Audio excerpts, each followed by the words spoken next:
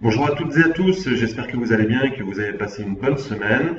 Aujourd'hui, nous allons parler de l'analyse et le calcul des coûts indirects. Sur les séances précédentes, nous avons abordé les charges directes, coûts directement affectés à un produit fabriqué ou à un service, comme nous l'avons pu le voir, et nous allons aujourd'hui voir ces coûts indirects, comment ils peuvent être analysés, c'est-à-dire en écart sur coût des facteurs, en écart sur coût d'activité, avec la dilution des charges fixes, ou comment absorber ces charges fixes, et l'écart sur rendement. En introduction, donc on peut dire que contrairement à ces coûts directs, les charges indirectes ne peuvent pas être directement analysées ou affectées à un produit. Il est nécessaire de passer par un calcul intermédiaire sur le centre d'analyse. Prenons l'exemple des consommations d'électricité d'une unité de production, mais l'électricité par exemple pour l'éclairage, donc forcément cette électricité consommée ou pour le chauffage ne pourra pas être directement rattachée au produit, mais cette consommation d'électricité pourra être rattachée à l'ensemble de cette unité de production, et ensuite par rapport à une unité d'œuvre ou un ratio, nous pourrons, on va dire, faire un calcul qui pourra se rattacher au produit. Le deuxième exemple, ça peut être une charge d'entretien ou d'homme d'entretien qui va, on va dire, nettoyer les sols, par exemple. Donc cette charge ne peut pas être directement affectée à un produit, mais pourra l'être sur ce centre et ensuite, avec ce calcul intermédiaire, rattaché au produit. Que ce soit en entreprise industrielle ou en entreprise de service, on peut citer d'autres exemples de charges indirectes, les loyers, les consommations d'électricité, on l'a vu, les consommations d'eau, l'amortissement du matériel qui sert à la fabrication de plusieurs produits et non d'un seul produit. Donc voilà, c'est tous ces exemples qui rentrent dans la catégorie des charges indirectes. Un dernier élément pour introduire le sujet, c'est que dans ces charges indirectes, nous pouvons avoir des charges fixes, c'est-à-dire l'amortissement, des charges de personnel, donc qui ne vont pas varier par rapport à l'activité, mais nous pouvons également avoir des charges variables comme les consommables ou les charges externes, donc toujours d'un centre de production ou d'un centre de service, où ces charges peuvent varier suivant l'ensemble de la production ou du service de cette unité. Je vous ai mis dans le support de cours un tableau qui peut reprendre, on va dire, l'intégralité de ces coûts indirects avec les charges fixes et les charges variables. Donc pour étayer ces éléments plus théoriques, on peut reprendre le cas Samsung, donc, qui fabrique des lave-linges de luxe sur le mois d'octobre. Donc disons que la comptabilité analytique sur cette période d'octobre nous donne des informations.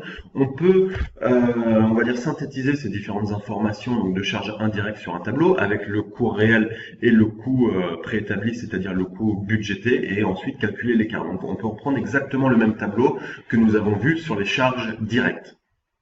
Donc ensuite, pour calculer cet écart sur charge directe entre le réel et le budget, donc on fait une comparaison des deux données.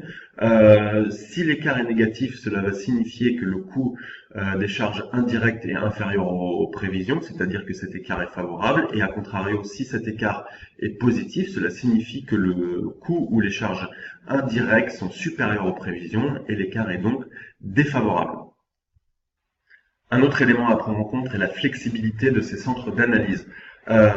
Si vous prenez le tableau qui a été fourni sur le support de cours, donc avec l'exemple des différents lave-linges qui ont été produits, donc on voit qu'on a différents niveaux d'activité, 18 000 productions, 19 000, 20 000 productions, 21 000, 22 000 productions. Donc forcément, on a des charges fixes par rapport à ces nombres d'unités produites. Donc on les a vus, ça peut être l'électricité, ça peut être les amortissements. Donc ça, ces charges fixes, elles ne vont pas bouger quel que soit ce niveau d'activité. Mais par contre, on va avoir des charges variables qui vont bouger suivant ce niveau d'activité. C'est la deuxième ligne en fait du tableau, où vous pouvez avoir 111 000 euros pour 18 000 unités de produits et 136 000 euros pour 22 000 unités produites. Donc ce qui va nous donner un total de charge forcément par activité. On peut ensuite décliner ce total de charge en coûts unitaires, donc la partie variable et la partie fixe, et on se rend compte en fait que plus on produit et plus le coût unité, donc unitaire, donc le coût d'unité d'œuvre, c'est ce qu'on appelle le coût d'unité d'œuvre, va être faible. En fait, c'est ce qu'on appelle la dilution des charges fixes ou l'absorption des charges fixes. Donc pour continuer sur cette séance, et notamment sur l'analyse de ces écarts, vous avez vu dans le cours les différentes formules que j'ai pu donner, et cette analyse d'écart sur charge indirecte peut s'analyser en trois éléments. Donc tout d'abord, les écarts sur coût des facteurs. En fait, qu'est-ce que c'est les écarts sur coût des facteurs? C'est la différence entre les charges réelles et les charges budgétées pour un niveau d'activité réel. Donc l'écart, il peut notamment s'expliquer par des erreurs de prévision, des erreurs de budget. Donc c'est ce qu'on avait vu dans les premières séances, où les écarts de budget peuvent être assez fréquents dans les entreprises. Le deuxième élément, c'est l'écart sur l'activité. Cet écart exprime le coût généré par les charges fixes dues à la sous-activité ou le bonus finalement de la suractivité. C'est l'absorption des charges, hein. Et le troisième élément, c'est l'écart de rendement. Donc c'est la différence entre les unités d'œuvre consommées réellement et celles prévues par les normes techniques. Donc la nomenclature, c'est ce qu'on avait vu dans les séances précédentes pour un même niveau de production. C'est vraiment notre rendement. Est-ce qu'on a un bon ou un mauvais rendement? Donc ça, c'est un élément très important dans l'analyse.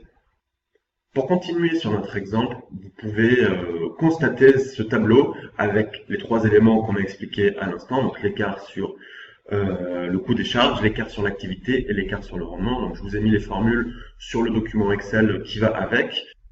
Donc pour analyser cet élément, si on reprend notre exemple et on commence par le rendement, on constate qu'on a un écart défavorable sur notre rendement et ça signifie en fait qu'on a consommé plus d'heures machine par lave-linge que prévu. Donc forcément c'est défavorable. Donc concernant l'activité, l'écart est favorable puisqu'on a une économie de 35 000 € par rapport au budget.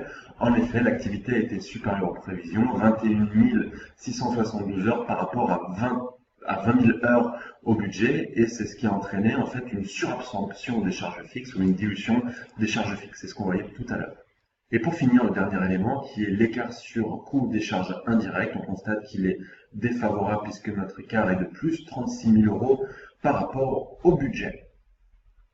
Donc pour conclure, nous venons de voir les deux principaux éléments de l'analyse des charges, les coûts directs et les coûts indirects, mais à la place d'un chef d'entreprise ou d'un responsable de centre de profit ou d'unité d'œuvre, c'est vraiment les deux éléments à prendre en compte pour piloter son activité. Et la concaténation de ces deux éléments, charges directes et indirectes, permet vraiment d'avoir une vision globale sur les coûts de son activité, de son produit ou des services qui sont rendus.